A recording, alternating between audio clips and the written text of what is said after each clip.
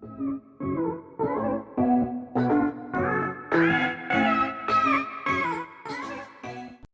with Lyme here, and welcome to a special episode of Fortnite. Now, we're going to be talking about today. It's actually the 9th of November, and as you know, on the 11th, that's actually Remembrance Day. So, Fortnite has teamed up with the Royal Canadian Legion to create a virtual Remembrance Island for gamers to take a moment away to honor and salute Canadian fallen soldiers. So I get this article from The Loop, and it actually talks about CTV News, basically. So, what they've done is actually create a actual Remembrance Island. You can go there, you can't fight anybody. But you can sort of pay tribute, walk through the different areas, and actually pay tribute to the soldiers, and then you can salute at the very end when you get to the big tower, basically. So what we're going to do, though, is I figured I'd go ahead and show you guys, because I didn't actually know how to get there. I had to figure it out by doing some reading. I came across it yesterday, and it's actually a certain creator code you have to put in creative mode. What we're going to do is, if you just go up to, like, say, for example, go into creative mode. I went over to the side here. I've already changed it. That's why it actually shows Remembrance Island. But you just press X to change your destination. You can enter the island code and what the island code actually is. Because I've already been there, it just shows it already as my recent 5053-3302-4847. And then after you actually have it in there, just hit accept, and it'll take a few seconds to load here. And then once it loads, then you're actually going to be able to go in. So, like I said, it does take a few. I think the first time I loaded it, it was about a minute or so to actually go in there. But it's actually pretty cool. So I'll walk through, and we will pay tribute at the end. I'm going to add some music to it here. It doesn't have any music in the actual thing itself, but I will go ahead and add it as we go along here. So, which will be pretty cool. We're still waiting for it to load there. There we go. So, remember, it's silent. We can go in there right now. And like I said, we'll add some music to it, and I hope you guys enjoy it. So, here it is. And it says, "Welcome to Remembrance Island. There is no battle here, only respect for Canadian veterans who fought for freedom and made the ultimate sacrifice. All the poppies head to the memorial and honor the fallen with a salute and a moment of silence. Stream, share, and tell your friends."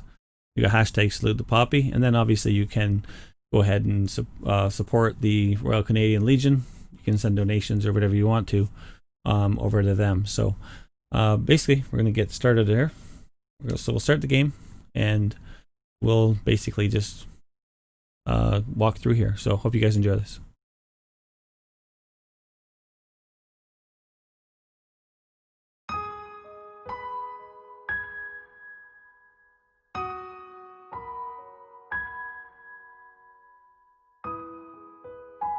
As you walk through, you'll notice there's little indicators here, basically. And as you reach them, those beaches of Normandy.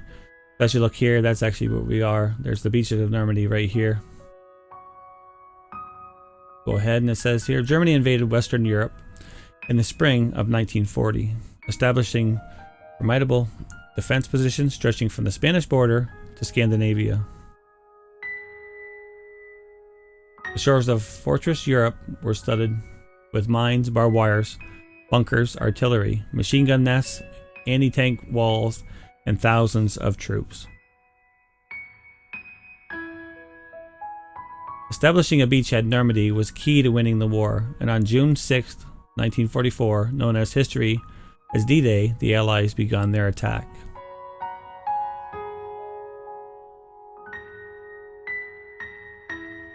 As 450 Canadian paratroopers dropped inland, more than 14,000 infantry and armored division troops came ashore at Juno Beach that day.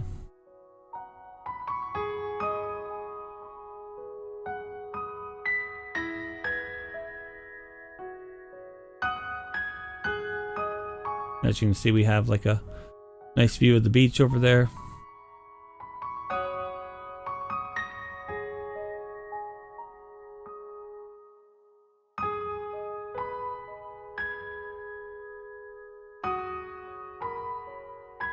Liberating Europe. Canadians fought past strong German defenses to capture an 8-kilometer stretch of coastline, penetrating further inland than any other Allied forces.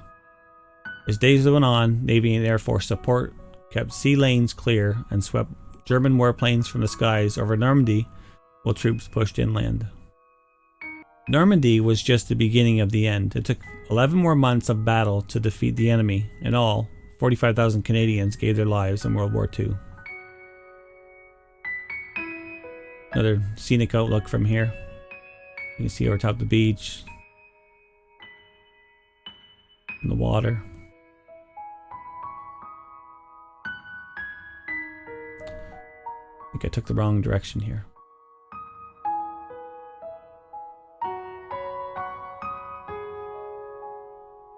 As you can see now we're headed into the trenches here.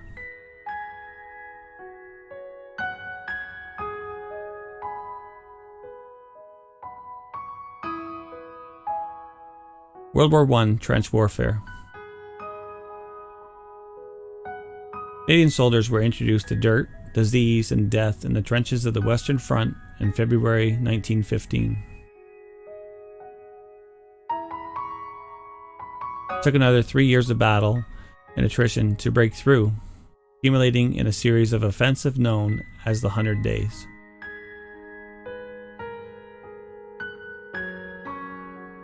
By the time the armistice was signed on November 11, 1918, over 650,000 Canadians had served and over 66,000 had given their lives during World War I.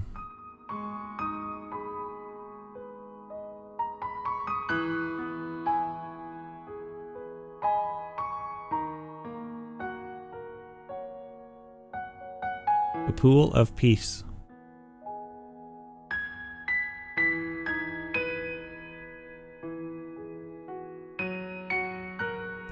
It may look peaceful now, but in the early morning hours of June 7, 1917, this was the site of one of the largest non-nuclear explosions of all time.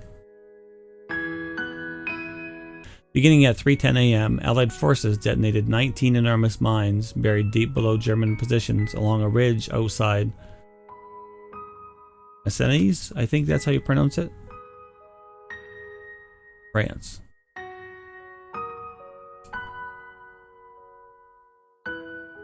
The resulting blast sent earth, steel, and concrete high into the air, lighting the dark sky on fire and killing an estimated 10,000 German soldiers.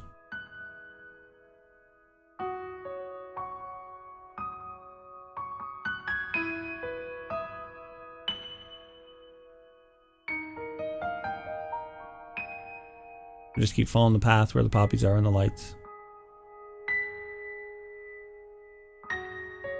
The Battle of Ypres.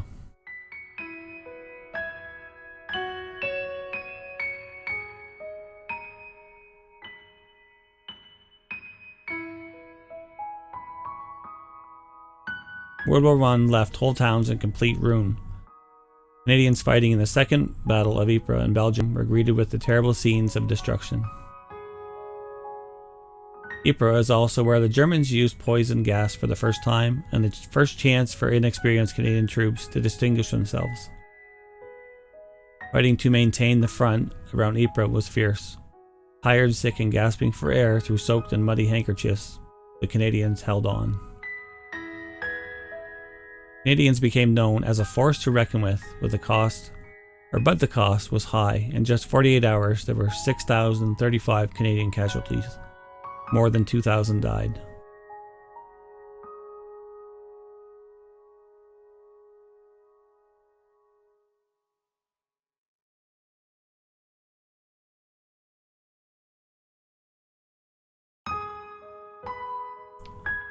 The Vimy Ridge Memorial marks the site where all 4 divisions of the Canadian troops attacked and were victorious together for the first time.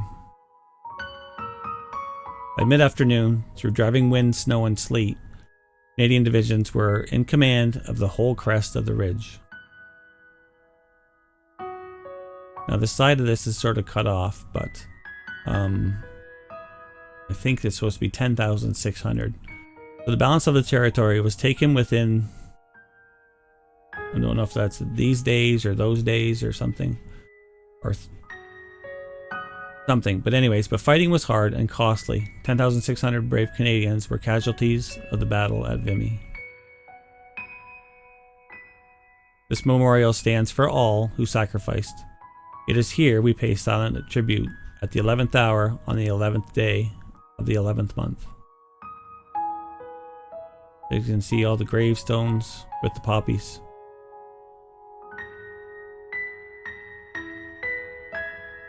We're going to go to the left-hand side. There's an actual area over here. We'll check it out.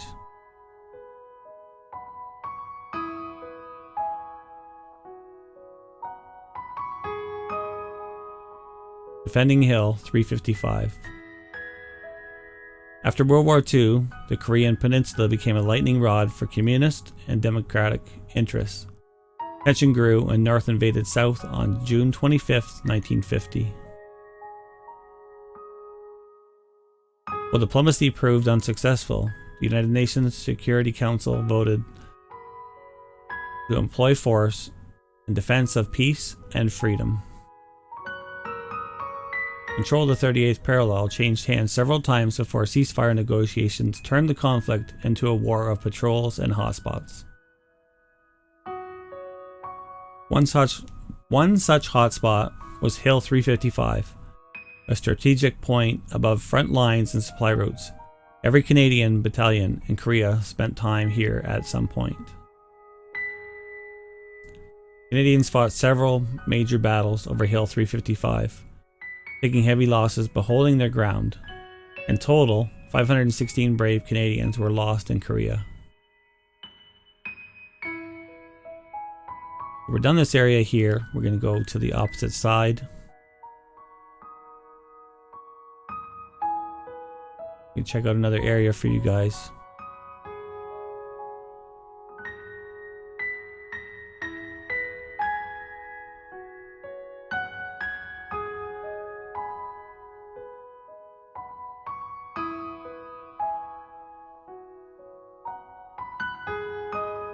There is another spot here off to this side.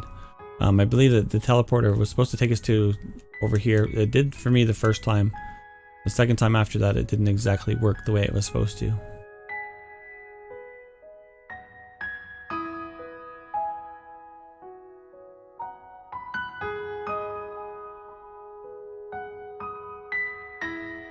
The Afghan mission. Canada's role in the international fight against terror and Afghanistan's oppressive Taliban regime began following the events of September 11, 2001.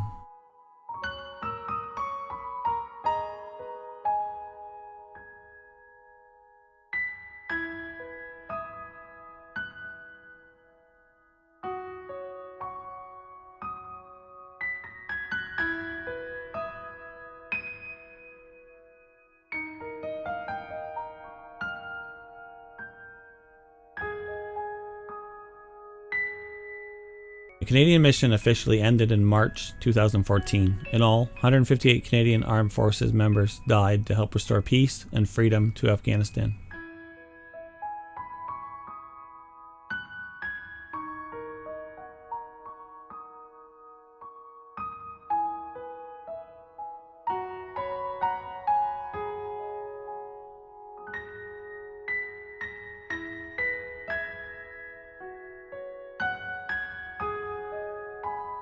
The Taliban were removed from power, but Canadian forces were still frequent targets of insurgent attack anytime they ventured outside the wire.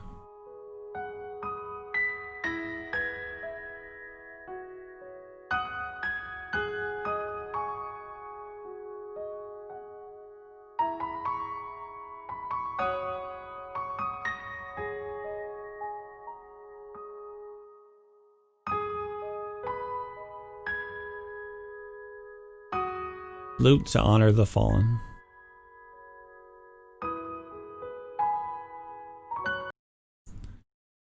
So here we're going to have our salute.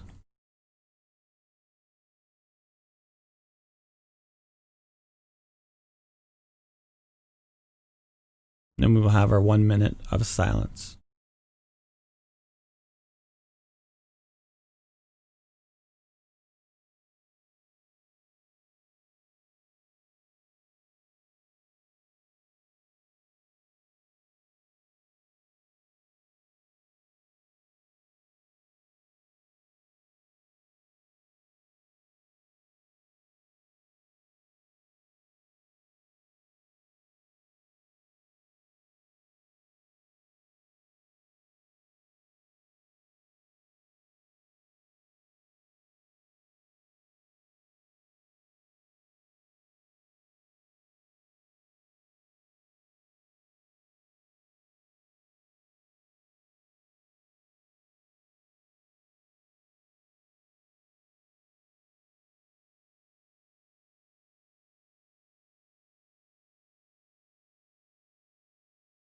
So there we go. We had our 1 minute of silence. So I encourage you guys to go ahead, enter that code 5053-3302-4847. You guys come check this out and pay tribute yourselves to all the fallen soldiers, anybody else that's actually fought in the war, and everybody just have a good Remembrance Day. Talk to you later. Bye for now.